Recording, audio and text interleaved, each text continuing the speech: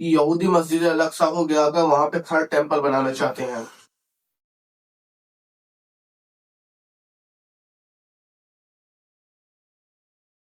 السلام علیکم گائز، تو کیسے ہیں آپ لوگ؟ تو آپ سب بہت ہی اچھے ہوں گے۔ تو welcome to my another blog. تو کیسے ہیں آپ لوگ؟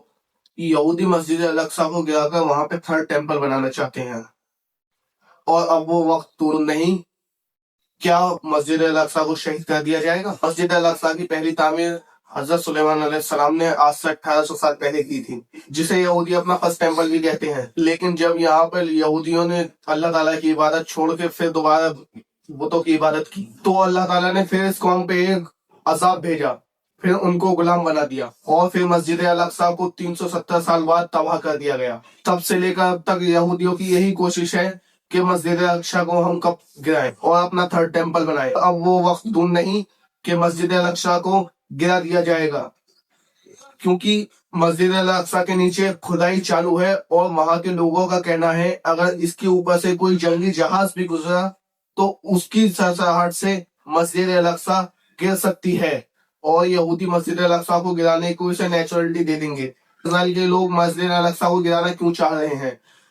مسجد الاقصی کو گرانا وہ اس لیے چاہ رہے ہیں کیونکہ مسجد الاقصی کے نیچے حضرت سلیمان علیہ السلام کا صندوق ہے، جس کے اندر حضرت موسیٰ علیہ السلام کے تعویذ موجود ہیں، اور اللہ تعالیٰ کی طرف سے جو ان کے احکامات آتے تھے وہ خط کی شکل میں اس صندوق کے اندر موجود ہیں۔ اور تیسری چیز حضرت سلیمان علیہ السلام کی وہ چھڑی ہے جس سے وہ جنات کو حکم دیا کرتے تھے، جنات پہ بادشاہت کیا کرتے تھے، اور حضرت سلیمان علیہ السلام کی وہ انگوٹھی ہے جس سے وہ ہوا کو حکم دیا کرتے تھے۔ اور پانچویں سب سے ضروری چیز کے نزدیک اس بکسے میں ایک ایسا چیز ہے جو صرف خدا کو نازل ہے، جس کو ہم علم غیب بھی کہتے ہیں۔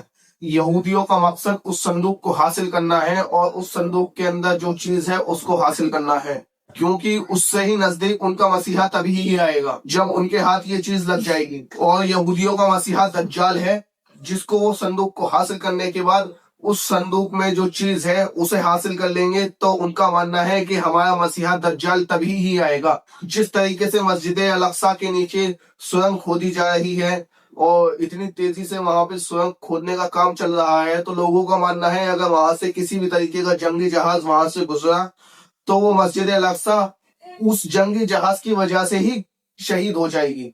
تو لوگ کیا کر رہے ہیں، کس طریقے سے مسجد الاقصی کو اپنی آنکھوں کے ساتھ سامنے شہید ہوتے ہوئے دیکھ رہے ہیں، لیکن یہ بات سچ ہے کہ مسجد الاقصی کو ایک دن شہید کر دیا جائے گا، اور مسجد الاقصی جب شہید ہو جائے گی تو مسجد الاقصی کے شہید ہونے کے بعد یہودی وہاں پہ اپنا تھرڈ ٹیمپل بنائیں گے۔ تھرڈ ٹیمپل جو حضرت سلیمان علیہ السلام کا نیچے صندوق ہے، اس میں ان کی جو بھی اہمیات کی چیز ہیں وہ یہودی ان کو حاصل کر لیں گے۔ پھر اس کے بعد ان کا مسیحا دجال آئے گا، تو جب دجال آ جائے گا تو چاروں طرف تباہی تباہی پھیل جائے گی، پھر اس کے بعد قیامت بہت نزدیک آ جائے گی۔